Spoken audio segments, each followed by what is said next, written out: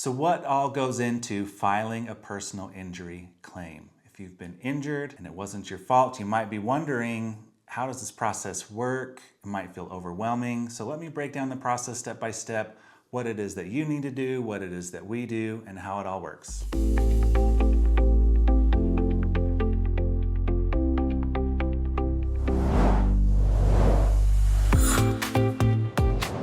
First step for you, report it. Report the accident. You want to file a report with the police. Even if they don't come out to the accident right away, you should call and ask them to. If they don't, reach out to your local police station or the police station where the accident occurred and let them know that it happened and ask for an official report to be made.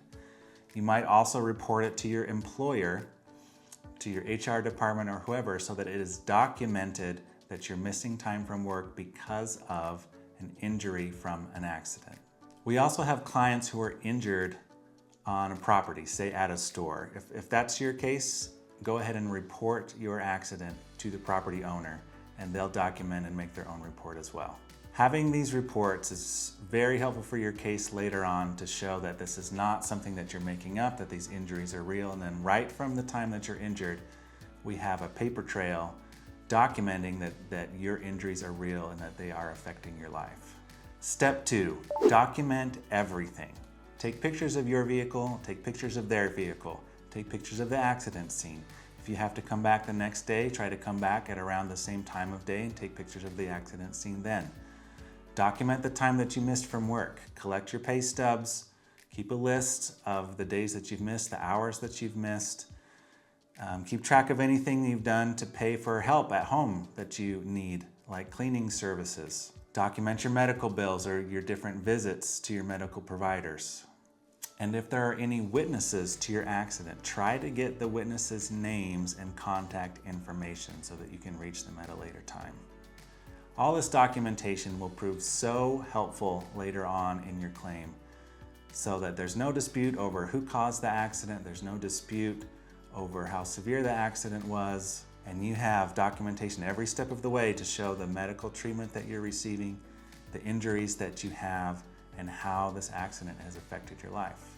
Step 3, you need to get the medical treatment that's recommended to you. If you go see a primary care provider or a chiropractor or physical therapist, whoever it is that you feel comfortable seeing, listen to their advice, do what they tell you to do, and keep moving forward with your medical treatment until they tell you that you are as good as you're going to get after this accident.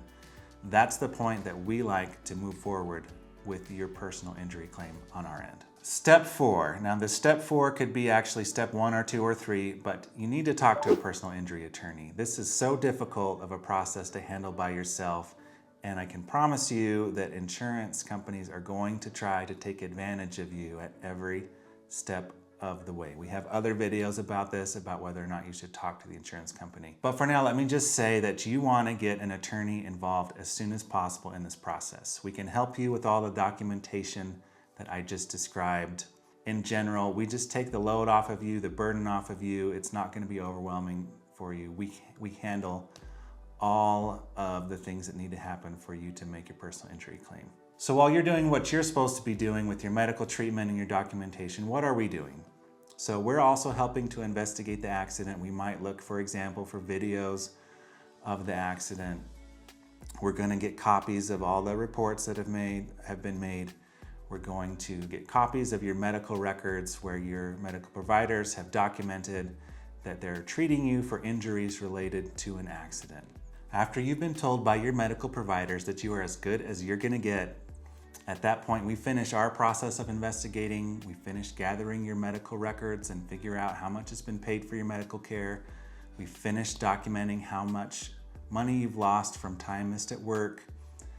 And we gather everything that we're going to need down the road to make the strongest claim possible for you to make sure that your medical bills get paid, that you are reimbursed for the time you missed from work, and that you're also compensated fairly for all the pain and suffering that you've been through and for whatever changes have happened in your quality of life. And what happens then? So here is a very quick and basic rundown of the rest of this process. We have other videos explaining more how all this works, but we will reach out on your behalf to an insurance company and request a certain amount of money from them based on what we think your claim is worth. Many of our cases are resolved this way through simple negotiations with the insurance company. If we feel like the insurance company is not offering you what your claim is worth, then we recommend that we proceed with the lawsuit. That is a longer process. It can take some time, but sometimes it's the only way to get our clients the compensation that they're entitled to. So what happens once a lawsuit has been filed? It goes through a process called discovery. We have a video about that. Most of our cases end in mediation before they ever have to go to trial. We have a video on mediation, but briefly it's a process where an experienced mediator will try to help you and the insurance company come to a settlement agreement without having to go to trial. For some of our cases, even in mediation, the insurance company is not willing to offer what we think is the fair value of a claim. And so in those cases, we recommend that the client push through and go to trial. Of course, this is the client's decision. If they don't want to go to trial, they don't have to, but that is sometimes the only way to get the fair value for your claim. Thanks for listening. I hope that this has been helpful to you to explain the basic process of filing a personal injury claim and what you need to be doing and how we can help. If you're still feeling confused, overwhelmed, please give us a call. It's free to talk to us. We'll talk about your specific situation and how we can help and take that burden off your shoulders. If you've been injured and it's not your fault, we can help you. Thanks for watching, and we'll see you in the next video.